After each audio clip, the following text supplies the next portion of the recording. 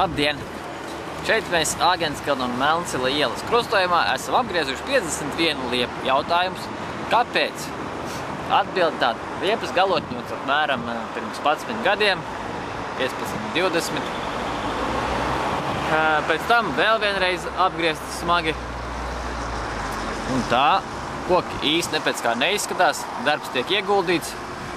Un arboristi, jeb jālabie koki šobrīd, nāca, jeb Mr. Deilands, jeb visi kopā ar priekšlikumu kokus izcirpt 10 metru augstā dzīvžogā. Ko mēs panākam? Mums ir aizkara veida šķērslis starp nemierīgo pilsētas vidi ar agresīvo transporta plūsmu, krustojumu un visu pārējo. Un nošķiram to kā ēdenes dārzu iekšējo skolas parka teritoriju. Gaiši maigās liepas lapas ar savu gaismu. To šito es nezinu, ko es tieši gribēju pateikt. Nu labi, ko jūs smējās strādā?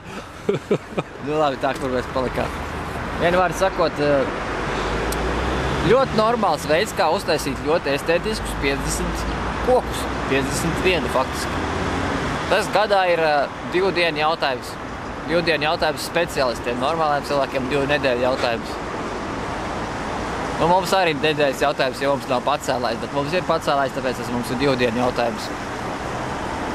Jāgriež vienreiz gadā, izmantojam tikai Husqvarnas instrumentus.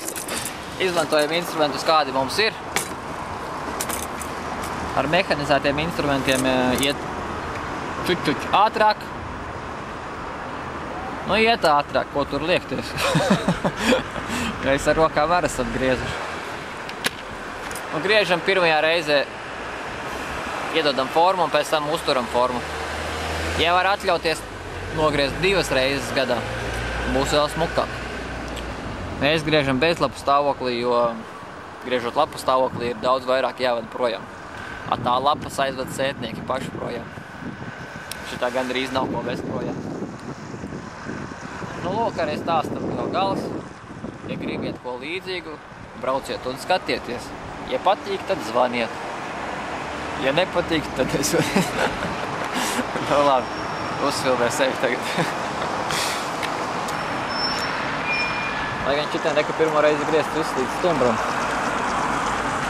Tātad šis konkrētais koks mūsu formai iedomātai ir ar savu stumbru ļoti tuvu.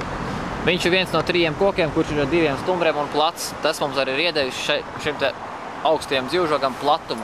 Šis te konkrēts koks. Tāpēc pirmo reizi griests līdz ar stumbru šeit visas arī nogriezt. Otro reizi mēs esam griezuši drusku tālāk, te var redzēt pagājušā gada griezums. Šogad tāpatās kāds centimetrs atkal tālāk.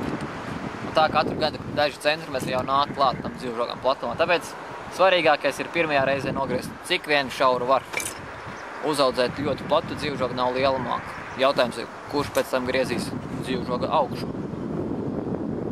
Varbūt Jānis.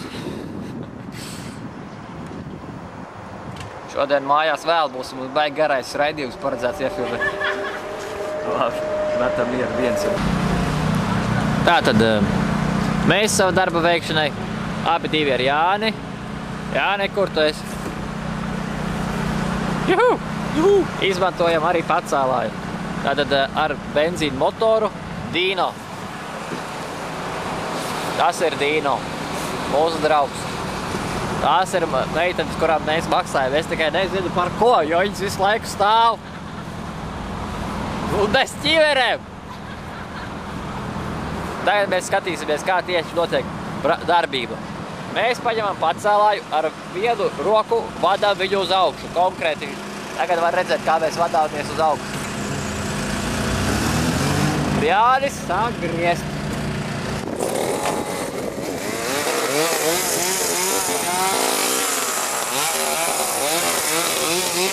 Jā!